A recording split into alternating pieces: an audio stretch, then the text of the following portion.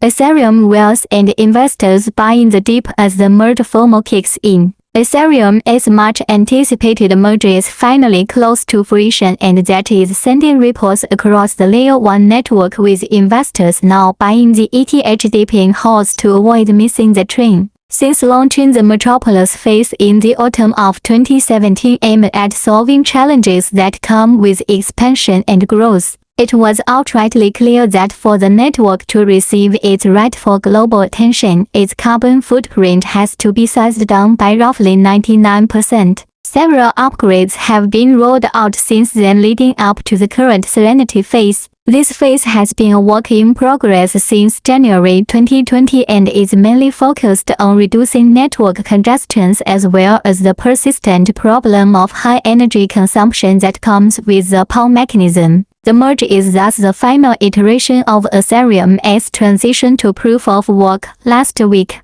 Ethereum developers successfully ran Ropsten, the first of the 3 major tests before completing the merge. The merge is not only expected to lower energy consumption on the network but also improve the current token burn mechanism, theoretically driving up Ethereum prices. Moreover, Ethereum 2.0 is envisioned to be more secure, sustainable, and scalable. This, in addition to the Ethereum 2.0 staking services being one of the hottest topics in crypto now, is perhaps the reason the merge has stoked the interest of many crypto adherents. According to data by Into the Block, despite Ethereum's transaction volume being on a downtrend in the past 2 or so months, retail accumulation has been on the rise, with addresses holding between 0.01 to 0. Ethereum increasing their balance by 3% over the past 30 days. Retail holding 1 to 10 Ethereum and 10 to 100 Ethereum have been on the same accumulation trajectory,